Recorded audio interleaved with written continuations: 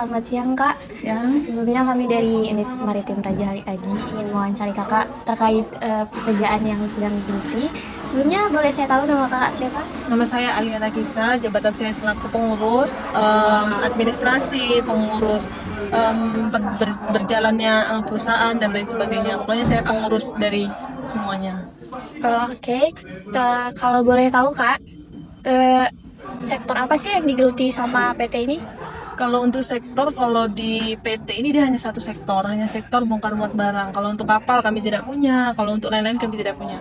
Kami hanya menyediakan pelabuhan dan jasa. Buruh-buruh ini buruh kami, buruh PT. Jadi buruh-buruh ini di bawah naungan kami, PT ini.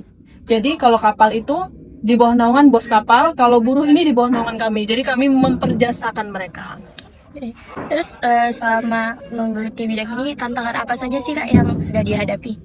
Kalau tantangan mungkin nggak terlalu banyak ya, mungkin karena kami hanya jasa mungkin, jadi tantangannya tentunya di karyawan.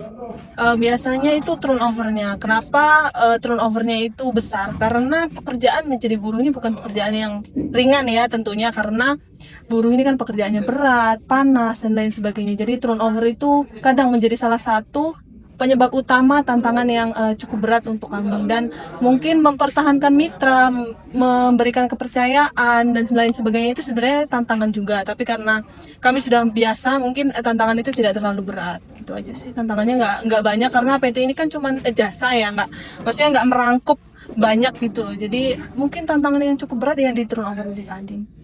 Tadi kan PT-nya terkait jasa bongkar muat gitu Kak. Jadi selama bongkar muat itu kira-kira berapa lama waktu yang dibutuhkan? Nah ini kalau yang waktu dibutuhkan itu gini, kami ini kan kapalnya nggak cuman kecil, jadi kapal itu ada yang namanya GT.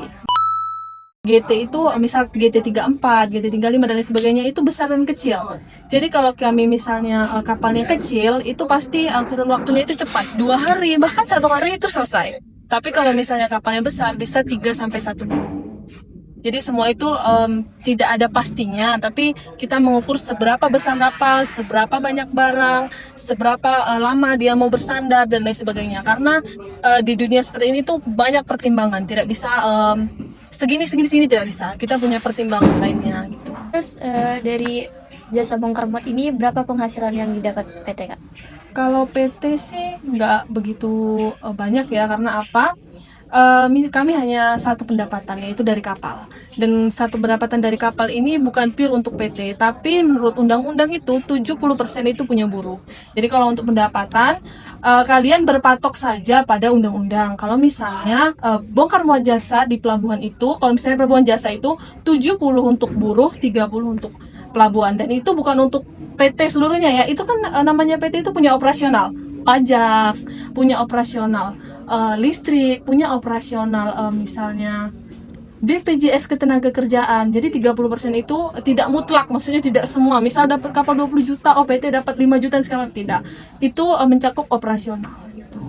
Jadi untuk kira-kira nggak bisa ya, karena setiap kapal kan berbeda. Jadi untuk dikira itu nggak bisa, tapi kalian bisa berpatok pada undang-undang kalau jasa ini 70-30, 70 untuk buruh, 30 untuk PT gitu. Terima kasih atas waktunya Kak. Sama-sama.